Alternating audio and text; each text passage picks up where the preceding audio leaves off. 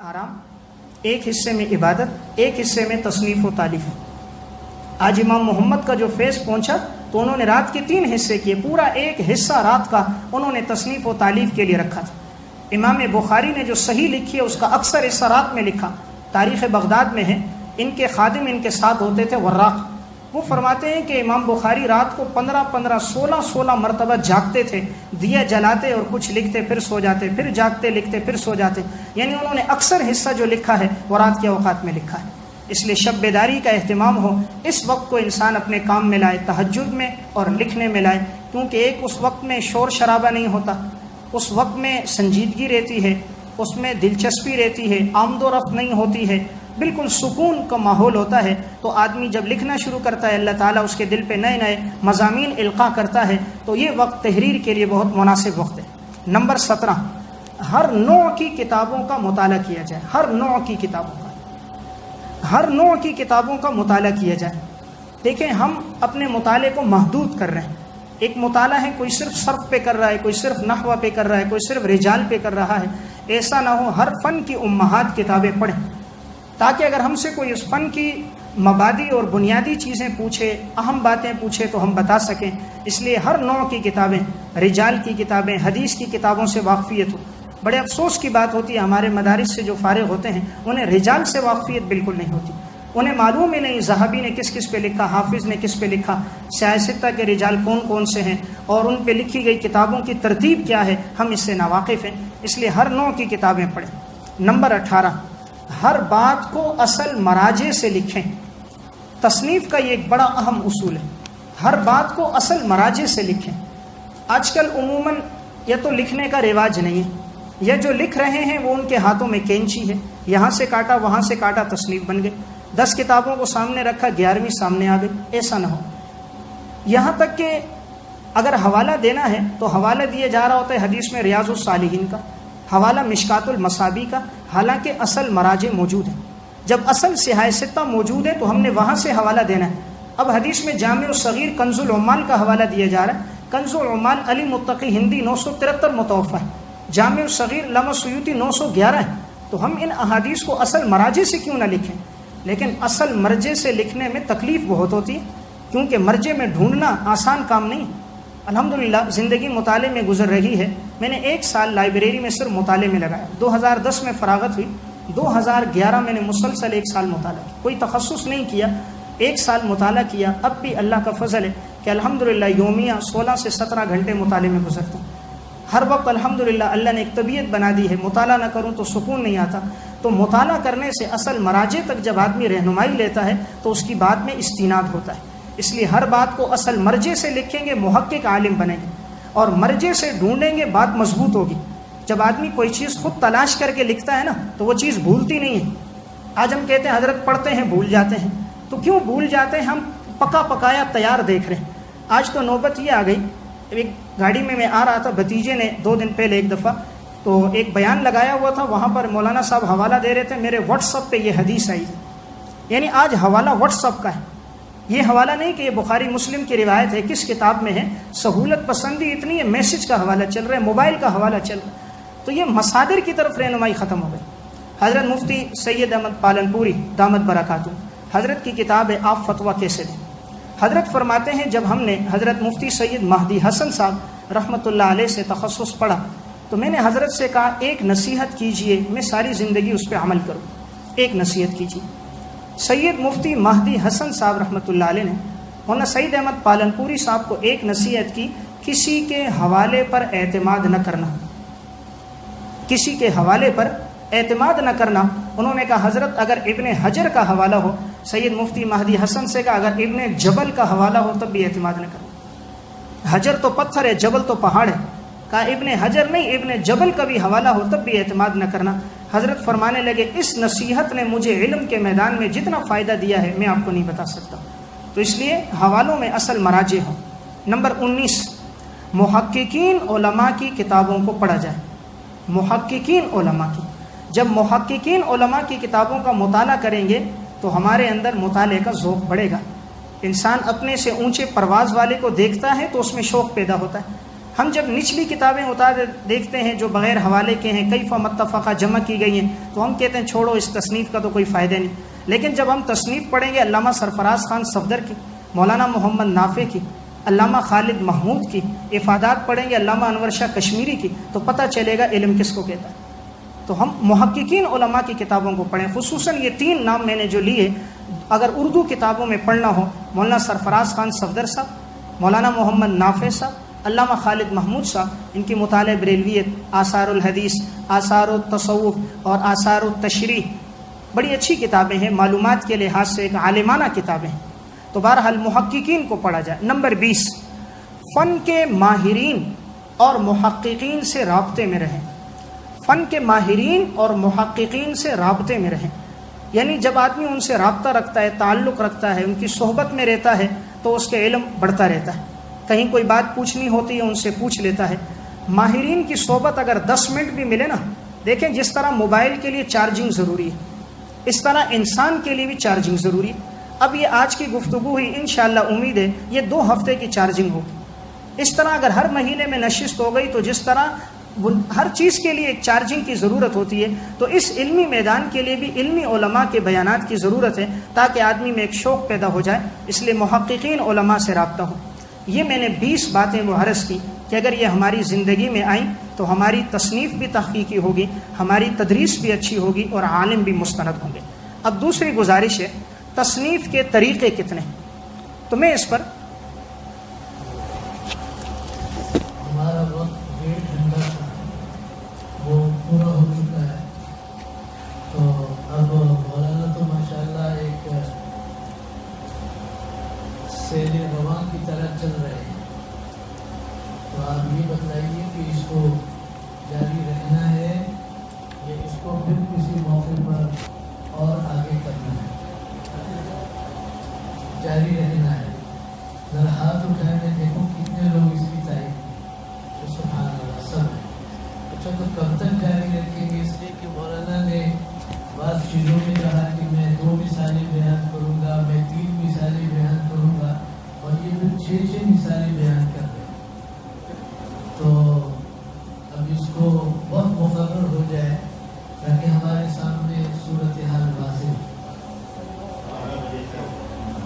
مجھے نہیں لگتا جو مولانا کے پاس اس وقت نکات ہیں وہ اگر 12-20 پر بھی پورے ہوئے تو شاید بہت جلدی ہو.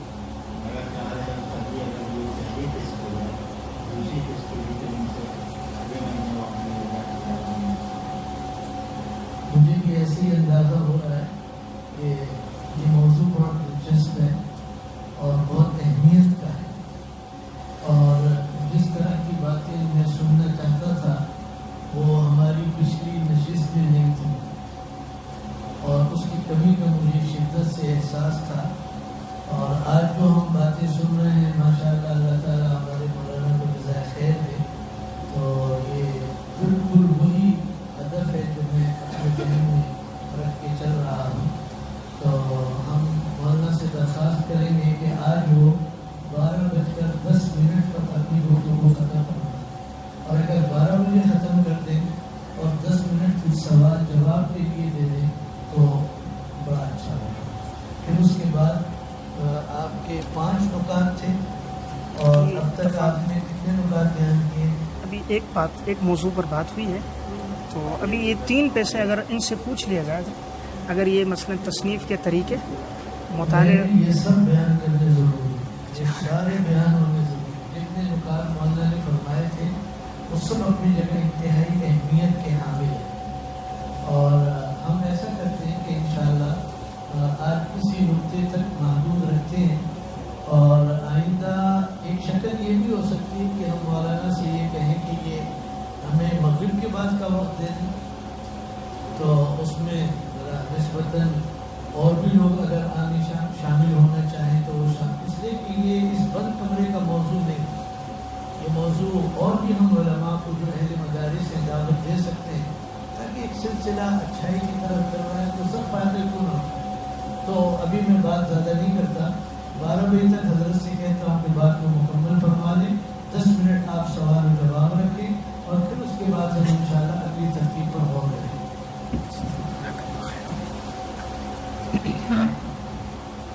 بسم اللہ الرحمن الرحیم۔ تصنیف کے 3 طریقے۔ پہلا طریقہ یہ ہے کہ انسان خود لکھے۔ اس کا مطلب یہ ہے کہ جس موضوع پہ لکھنا ہے وہ خود سے اس موضوع پہ مواد تلاش کرے اور اس موضوع کو لکھے۔ دوسرا طریقہ یہ ہے کہ اپنی تدریس اور اپنی تقریر اتنی تحقیق کے ساتھ کی جائے، تدریس اور تقریر اتنی تحقیق کے ساتھ کی جائے کہ آپ کے افادات کو آپ کے تلامذہ نوٹ کریں اور وہ کتابی شکل میں سامنے آ جائے۔ یہ دوسرا طریقہ پہلے کی بنسبت زیادہ آسان بھی ہے۔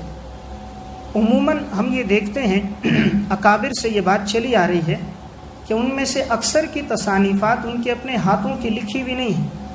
ان کے دروس اتنے علمی اور تحقیقی ہوتے تھے کہ ان کے تلامذہ ان کو لکھتے تھے۔ میں اس پر 3 مثالیں عرض کروں۔ علامہ رشید احمد گنگوئی رحمۃ اللہ، حضرت کے جو ترمذی کے افادات ہیں الکوکب الدری کے نام سے اس وقت چھپے ہیں، حضرت نے خود یہ نہیں لکھی، حضرت کا درس بڑا تحقیقی ہوتا تھا۔ حضرت کے شاگرد مولانا محمد یحییٰ کاندیلوی رحمۃ اللہ علیہ نے ان افادات کو سنا اور عربی میں جمع کیا، اور ان پر حواشی شیخ الحدیث مولانا زکریا رحمہ اللہ نے لکھی۔ اسی طرح حضرت کے بخاری کے افادات لامع الدراری کے نام سے، لامع الدراری 5 جلدوں میں چھپی ہے شیخ الحدیث صاحب کے حواشی سے۔ اب یہ حضرت مولانا یحییٰ کاندیلوی رحمہ اللہ نے جمع کیے ہیں اور ان کے صاحبزادے نے حواشی لکھی۔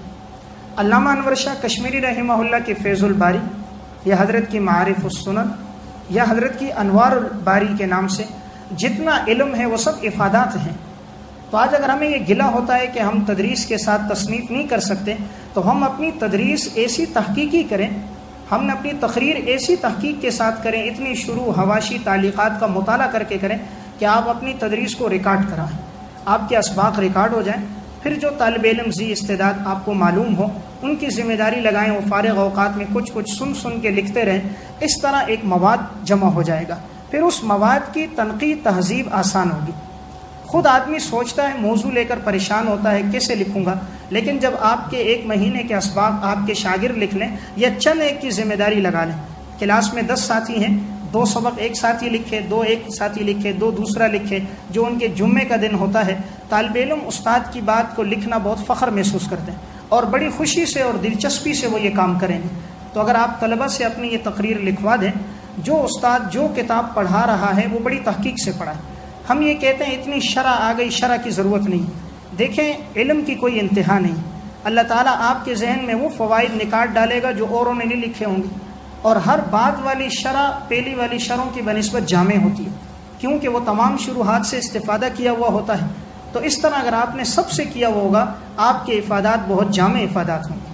تو انشاءاللہ دوسرا یہ طریقہ اس کو اپنایا جائے۔ ہمارے اکابر کی اکثر تصنیفات اسی طرح ہیں۔ آج حضرت اقدس حضرت مولانا سلیم اللہ خان صاحب نور اللہ مرقدہ، حضرت کی جو تصنیف ہے کشف الباری، نفحات التنقیح، حضرت کے افادات ہیں۔ حضرت نے تفصیل کے ساتھ بخاری کا درس دیا، آج الحمدللہ اس کی کئی جلدیں چھپ چکی ہیں، 24 جلدیں تک تو میرے پاس بھی سنا تھا آ گئی، الحمدللہ آگے بھی کام جاری ہے۔ تو یہ حضرت کے افادات تھے۔ تو دیکھیں اصل چیز دوسری بات کہ یہ کام ہم کر سکتے ہیں اگر ہم تدریس تحقیق سے کریں۔ تیسرا طریقہ، ہم اپنے شاگردوں میں ایسے ذی استعداد طلبہ کا انتخاب کریں اور اس موضوع کی طرف ان کی رہنمائی کریں اور ان کی سرپرستی کریں۔ اب اس پر میں 2 مثالیں عرض کروں۔ حافظ ابن حجر نے جتنا کام کیا ہے، ان میں سے اکثر کام ان کے شاگرد علامہ سخاوی کا ہے۔ ابن تیمیہ کی جتنی تصنیفات ہیں، اکثر کام ابن قیم کا ہے۔ ابن حمام رحمہ اللہ کے کام میں اکثر تعاون علامہ قاسم بن قطل بغا کا ہے۔ علامہ سیوطی کی جتنی تصنیفات ہیں، زیادہ تعاون ان کے شاگرد علامہ داودی اور دیگر رفقا کا۔ جو بھی کثیر التصانیف مصنف گزرا ہے، اس کے پاس کمیٹی ہے، اس کے پاس افراد ہیں۔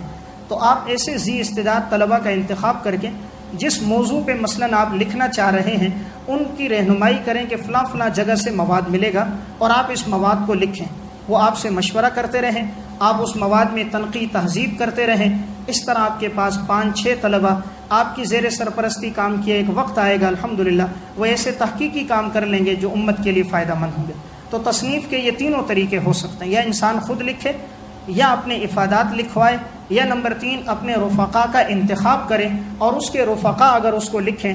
اگر یہ تینوں طریقے رہے تو انشاءاللہ اس کا فائدہ بہت زیادہ ہوگا۔ میرے 3 موضوعات باقی تھے۔ نمبر 1 مطالعے کی تصنیف و تعلیم کے لیے موانع کیا چیز ہیں، 10 چیزیں، لیکن وقت نہیں ہے۔ اسی طرح کن کن موضوعات پہ لکھا جائے۔ آج اگر ہم کسی سے کہتے ہیں اس موضوع پہ لکھو، وہ کہتے ہیں حدیث پہ بڑی کتابیں لکھی ہوئی ہیں، لائبریریاں بھری ہوئی ہیں، تفسیر پہ بڑا کام ہوا ہے، فقہ پہ بڑا کام ہوا ہے۔ حالانکہ ایسے موضوعات ہیں، میں نے اپنے پاس 30 موضوعات میں لکھ کر لایا تھا کہ ان پر اگر کام کیا جائے تو اس کی ضرورت ہے، لیکن وقت ختم ہے۔ میں حضرت کا نہایت ممنون اور مشکور ہوں، حضرت کی باوجود یہ کہ بہت زیادہ مصروفیات بھی ہیں، لیکن مجھ جیسے طالب علم کی گفتگو سنی آپ حضرت